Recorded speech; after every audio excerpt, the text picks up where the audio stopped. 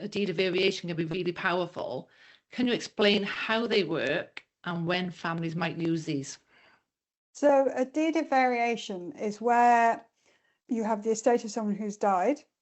However, maybe things have changed, maybe tax legislation has changed, and actually all the beneficiaries agreeing that are affected agreeing to do it. So the beneficiaries agree that maybe what was left in the will was not the most beneficial. So they get together, they agree what they actually think it should be, and you have 2 years to do a deed of variation on the will.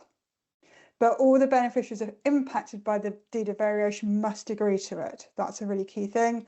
And you have a 2-year deadline after the date of death to do it. After that, it's too late. In terms of when families might use them, I've seen recently where a farming family with sort of 5-6 million of assets, the first spouse to died, I think about 18 months before the October 2024 budget. Had done a mirror will, obviously not so helpful.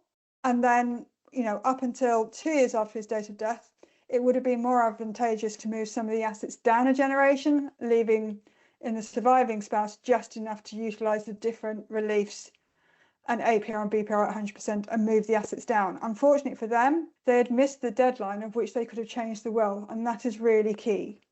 That 2-year deadline, after that you can't change things. If they had, they would have moved stuff down a generation and left just enough in the surviving spouse so that 1, they have an income, and 2, they will utilise their reliefs at their death. And it would have saved a great deal of inheritance tax.